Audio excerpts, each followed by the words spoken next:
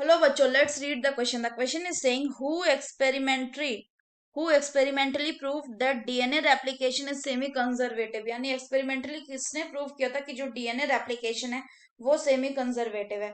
तो आइए देखते हैं इसका की कंसेप्ट। अगर हम इसके की कंसेप्ट की बात करें तो वो हो जाएगा सेमी कंजर्वेटिव डीएनए रेप्लिकेशन।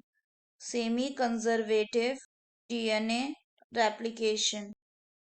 तो अगर हम सेमी कंजर्वेटिव डीएनए रेप्लिकेशन की बात करें तो इसमें क्या होता है कि जब एक मान लीजिए कोई एक डीएनए है, ये एक डीएनए है, इसका दो स्ट्रैंड है।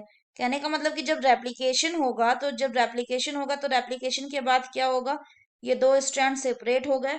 और इसमें क्या है, एक जो स्ट्रैंड होगा वो पैरेंटल होगा और जो दूसरा स्ट्रैंड होगा, ये पैरेंटल और दूसरा स्ट्रैंड जो है वो न्यू बनेगा। तो ये जो ब्लू वाला है ये कौन सा बना, ये है न्यू स्ट्रैंड। और जो ये ब्लैक वाला है ये है पैरेंटल स्ट्रैंड। तो यही है सेमी कंजर्वेटिव रेप्लिकेशन, यानी कि जो एक पैरेंटल स्ट्रैंड है वो कंजर्व रह रहा है। अगर हम फर्दर बात करें कि इसका एक्सपेरिमेंटल प्रूफ किसने दिया था, तो इसका एक्सपेरिमेंटल प्रूफ किसने दिया था, एक्सपेरिमेंटल प्रूफ दिया था मैथ्यू मिजल्सन एंड फ्रैंकलिन शटल ने। मैथ्यू मिजल्सन एंड फ्रैंकलिन शटल ने कौन से ईयर में, इन द ईयर 1958। तो इन्होंने क्या किया था अगर बात करें तो इन्होंने ई कोलाई लिया था, इन्होंने ई कोलाई को लिया था और उसको दो मीडियम में ग्रो करवाया था। किसमें, पहले NH4Cl, इसमें जो N था ये N15 था, यानी हैवी आइसोटोप। इसमें इसको ई कोलाई को ग्रो करवाया। तो जब इसमें इसको ई कोलाई को ग्रो करवाया तो उन्होंने क्या देखा कि ई कोलाई का जो डीएनए था, ई कोलाई के डीएनए में कौन इनकॉर्पोरेट हो गया, N15 वाला जो हैवी आइसोटोप्स का जो N था वो इनकॉर्पोरेट हो गया। उसके बाद इन्होंने क्या किया, उसके बाद इन्होंने ई कोलाई को लिया, फिर इसको किस में ग्रो कराया, N14 मीडियम वाले में ग्रो करवाया। तो ई कोलाई का जो डीएनए था उसमें क्या इनकॉर्पोरेट हो गया, उसमें N14 का जो N14 वाला जो था वो इनकॉर्पोरेट हो गया। फिर उन्होंने क्या किया, उसके बाद किया उन्होंने इसका density gradient centrifugation. Density gradient centrifugation. तो जब उन्होंने डेंसिटी ग्रेडियंट सेंट्रीफ्यूगेशन किया तो उनको क्या मिला, उनको किसके प्रेजेंस में किया, ये सीजियम क्लोराइड के प्रेजेंट में, सीजियम क्लोराइड। तो उनको क्या मिला इसमें, उनको यहाँ पे मिला एक इंटरमीडिएट फॉर्म। मान लीजिए ये सीजियम क्लोराइड का सॉल्यूशन है, CaCl, ये सीजियम क्लोराइड का सॉल्यूशन है। तो इनको क्या मिला, इनको ये मिला, ऊपर में क्या मिलेगा, N14 और N14 का कॉम्बिनेशन।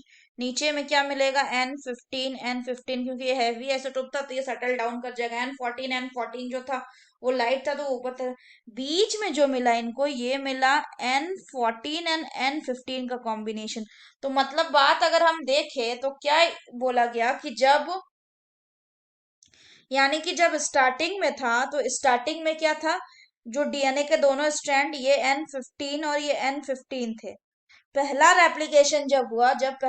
रेप्लिकेशन हुआ कौन से मीडियम में, N15 इनको जब उसके बाद रेप्लिकेट कराया गया N14 के मीडियम में, तो क्या देखा कि जो एक स्ट्रैंड था वो नया बना, ये N14 स्ट्रैंड, और जो पुराना था वो N15 रह गया। सिमिलरली इसमें दो बनेगा ना, एक N15 और इसमें भी एक नया बना, वो बना N14।